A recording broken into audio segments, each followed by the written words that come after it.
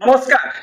देश रे एबे केवल दुईटी चर्चा कॉकरोच और धर्मेंद्र और ओडिशा रे केवल धर्मेंद्र ही धर्मेंद्र चाटुकार गोष्ठी पुणी एक्टिव लागी पड़िलेनी धर्मेंद्र को हीरो बनाइबारे ये ओडिया कार्ड खेलिबा आरंभ कर देलानी तो किए कहूची मुकु भाई एक महान शिक्षा संस्कारक यह कहिबाकू पछौ नहंती।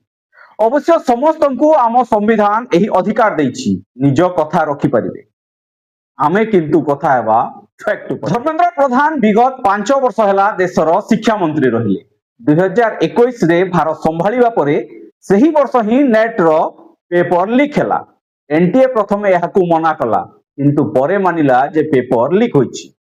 2024 रे पुणी नीट पेपर लीक कथा सीबीआई जांच पर्यंत कला 2026 रे पुणी पेपर लीक एथरो याकू एनटीए मानिला और परीक्षा को रद्द करी पुणी परीक्षा कराइला।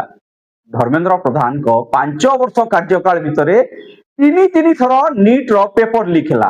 यह छोटिया कथा कि केवल नीट नुहे 2024 रे यूजीसी नेट रे व्यापक दुर्नीति देखागला परे याकू रद्द करी पुणी थरे परीक्षा करागला।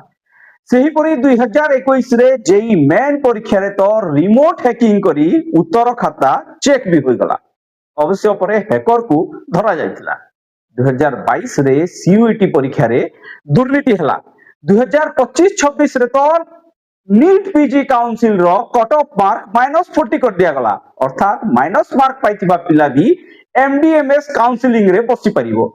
चिंता करंतु कि भली मूर्खता भरा निष्पत्ति।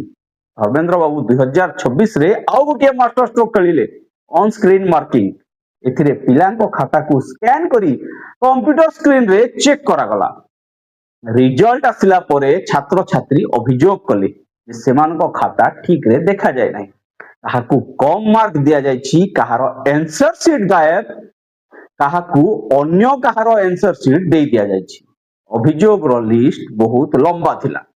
शिक्षा विभाग रो एभली अनेक भूल निष्पत्ति जोगु पिलांको 40 मार्क पर्यंत काटी दिया गला। चिंता करंतु एभली क्षेत्र रे पिला किपरि मानसिक स्थिति दे गति करथिबे जे भोगिछि से ही जानिबो।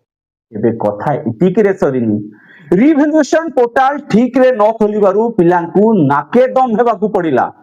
तेबे एते सबु कारनामा करथिबा जणे मंत्री को आपण कोन कहिबे हीरो ना विलेन आ एभली लोकंको पई ओकिलाती करथिबा लोकंकू कोन कहिबे। एठी बुझिबाकू पड़िबो कॉकरोच माननको प्रोटेस्ट केवल एक पेपर लीक पई नथिला एहा थिला कुंभकर्ण निद्रा रे सोई रहितिबा सिस्टम को निदर उठाइबा पई। धर्मेंद्र प्रधान तो एक नाम मात्र। प्रश्न उठुची शिक्षा विभाग रे बसिथिबा मुखियांक उपरे धर्मेंद्रଙ୍କ छडा अन्य केही भी थिले प्रश्न होइथांता बा कथा भी। प्रोटेस्ट करथिबा पिलांक उपरे अकथनीय अत्याचार करागला सेमानकू देशद्रोही कहा गला। जदि सिस्टम को ठीक करिया पई देशद्रोही रो टैग लागुची लागू एबे देशर युवपीढ़ी तैयार। आपण माने आकलन करंतु शिक्षा मंत्री विगत 5 वर्ष भितरे एमिति को काम करछंती जे तांकू एक महान नेता शिक्षा संस्कार कुहाजिबो।